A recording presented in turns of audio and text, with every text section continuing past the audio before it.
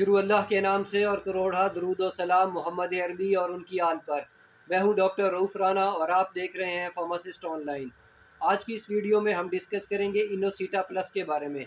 इनोसिटा plus मुख्तलिफ formulation में available होती है। ये 5500, 50,000, 100,000 में भी अवेलेबल होती है।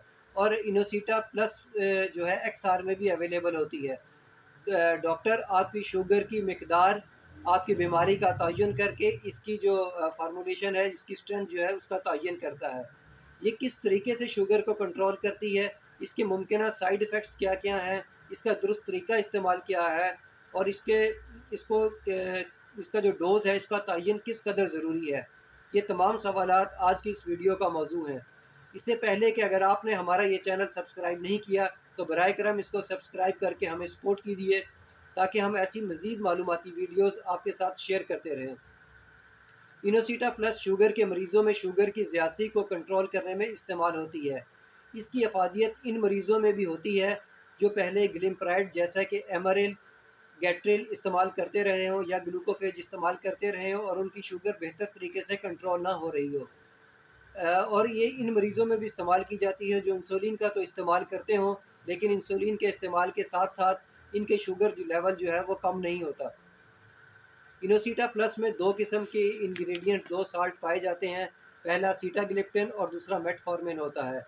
सीटाग्लिप्टिन लबलबा के बीटा सेल पर असरअंदाज होकर इसके जो नेचुरल इंसुलिन प्रोडक्शन है उसको एनहांस कर देता है। नतीजतन लबलबा ज़्यादा मिकदार में इंसुलिन प्रोड्यूस करता है, जो जिस्म के अंदर मौजूद शुगर को कंट्रोल कर लेता है।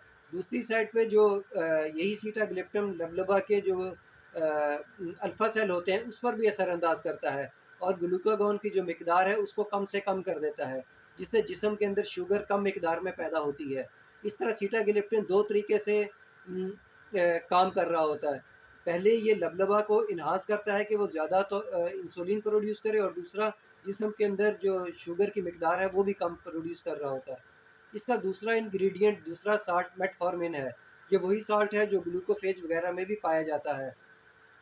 मेटफॉर्मिन ग्लूकोज के या शुगर के बनने के अमल को कम कर देता है और आंतों में ग्लूकोज जो एब्जॉर्ब करती हैं आंतें, उसको कम से कम कर देता है। नतीजतन जो खून है इसके अंदर शुगर की मिकदार कम होती है।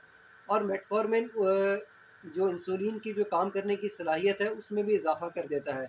इंसुलिन ने सेल के अंदर जाके जो होता है शुगर को कंट्रोल करना होता है, लेकिन कुछ मरीज़ों में इंसुलिन रेजिस्टेंस पाई जाती है। इंसुलिन रेजिस्टेंस में ऐसा होता है कि इंसुलिन ने जिस गेट से सेल के अंदर एंटर होना होता है वो गेट बंद होता है। मेटफॉर्मिन उस गेट पर जाके चिपक जाता है और उसको खोल देता है।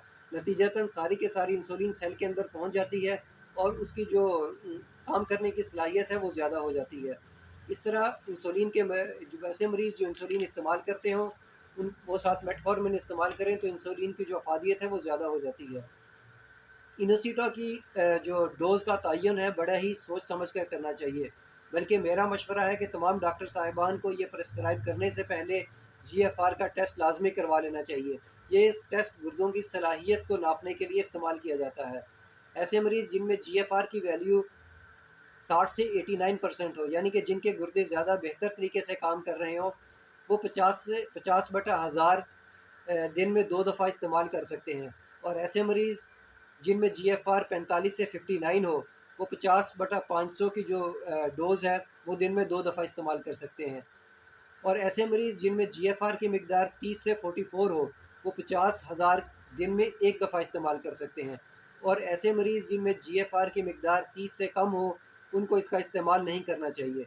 मज़ीद ये कि ऐसे मरीज़ जिनकी उम्र 65 साल से ज़्यादा हो, उनको भी इनोसिटा प्लस सीटामेट या ट्रिवियामेट का इस्तेमाल नहीं करना चाहिए।